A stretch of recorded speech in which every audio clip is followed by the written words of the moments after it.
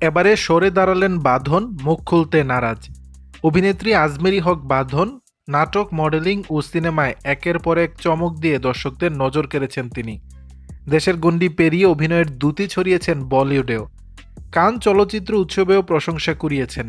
চলতি বছর চিত্রনায়ক সোহেল চৌধুরী ও চিত্রনায়িকা দিতির মেয়ে লামিয়া চৌধুরীর নির্মাণে নারী কেন্দ্রিক একটি গল্পে কাজ করার কথা ছিল তার।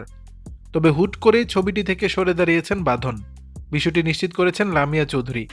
এদিকে সিনেমায় না থাকার বিষয়ে বাঁধন বলেন, আমি এখন আর সেই ছবিটির সঙ্গে নেই, সুতরাং সিনেমাটি নিয়ে এর বেশি কিছু এখন আর বলতে চাই না। বাঁধন বিস্তারিত না বললেও বিষয়টি নিয়ে মুখ খুলেছেন লামিয়া চৌধুরী।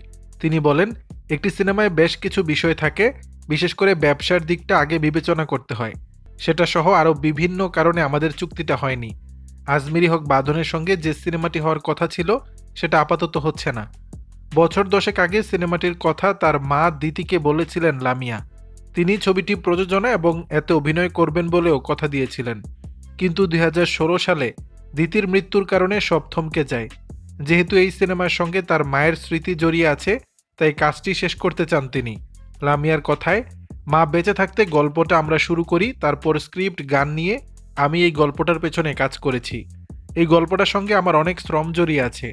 যাদের সঙ্গে মিলবে তাদের নিয়ে কিছুটা দেরি হলেও এই কাজটা আমি শেষ করতে চাই। আশা করি নতুন বছরে সুসংবাদ দিতে পারবো।